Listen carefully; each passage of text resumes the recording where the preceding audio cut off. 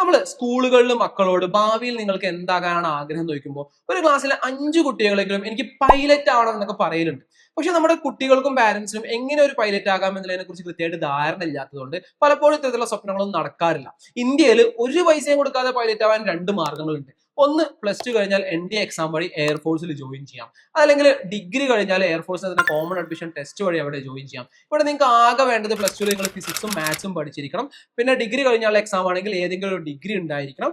കൂടെ minimum height, medical standards ഉണ്ടായിരിക്കണം. ഈ എൻട്രൻസ് എക്സാം ക്ലിയർ ചെയ്താൽ എയർഫോഴ്സിൽ നിങ്ങൾക്ക് പൈലറ്റിന്റെ ട്രെയിനിങ് വരും. അത് കഴിഞ്ഞാൽ അവിടെ പൈലറ്റ് ആയിട്ട് വർക്ക് ചെയ്യാൻ പറ്റും. പിന്നീട് കുറച്ച് വർഷങ്ങൾക്ക് ശേഷം നിങ്ങൾക്ക് കൊമേഴ്ഷ്യൽ പൈലറ്റ് ആയിട്ട് വർക്ക് ചെയ്യാൻ പറ്റും.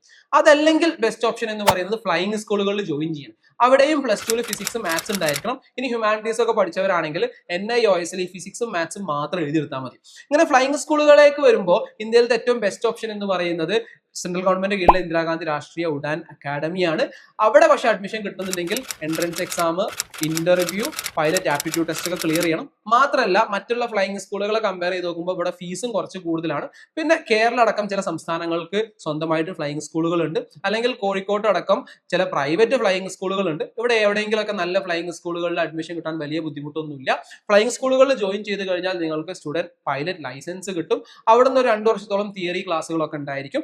പിന്നീട് ഒരു 200 മണിക്കൂർ ഫ്ലൈയിങ് എക്സ്പീരിയൻസ് കൂടി കിട്ടിയാൽ നിങ്ങൾ ഒഫീഷ്യലി പൈലറ്റ് ആയി, നിങ്ങൾക്ക് കൊമേഴ്ഷ്യൽ പൈലറ്റ് ലൈസൻസ് കിട്ടും. ഇതൊക്കെ പറയുമ്പോൾ നമ്മുടെ മനസ്സിലുണ്ടാവും ഇതിനൊക്കെ ഒരുപാട് ചിലവാകില്ലേ എന്നുള്ളതാണ്. ഒന്നിരിക്കെ നിങ്ങൾ നന്നായിട്ട് കഷ്ടപ്പെട്ടിട്ട് എയർഫോഴ്സിൽ NDA വഴിയോ അല്ലെങ്കിൽ എയർഫോഴ്സ് കോമൺ അഡ്മിഷൻ ടെസ്റ്റ് എഴുതിയിട്ടോ പാസ്സാവുക. അതല്ല എന്നുണ്ടെങ്കിൽ പൈസ ഏകദേശം നിങ്ങൾ ജോയിൻ ചെയ്യുന്ന ഫ്ലൈയിങ് സ്കൂളുകൾക്ക് അനുസരിച്ച് 60 ലക്ഷം മുതൽ 1 കോടി വരെ വരും. പക്ഷെ അത് കണ്ടിട്ട് നിങ്ങൾ പേടിക്കാനോ ഭയപ്പെടാനോ നിൽക്കരുത്. നിങ്ങൾക്ക് അതിയായ ആഗ്രഹം ഉണ്ട് എന്നുണ്ടെങ്കിൽ ക്യാഷ് ഒക്കെ പിന്നാലെ വന്നോളും. നിങ്ങളെ ചുറ്റുവട്ടമുള്ളവർക്ക് നിങ്ങളുടെ ആഗ്രഹത്തിന്റെ ആഴം ഒന്ന് മനസ്സിലാക്കി കൊടുത്താൽ മാത്രം മതി. അപ്പൊ ഒരു പൈലറ്റ് ആകണമെന്ന് അതിയായിട്ട് ആഗ്രഹിക്കുന്നവര് ആ സ്വപ്നത്തിന്റെ പിറകെ പോവുക. മറ്റുള്ളതൊന്നും ചിന്തിക്കേണ്ട, ബാക്കിയൊക്കെ ഓട്ടോമാറ്റിക്കലി വന്നോളും. All the very best.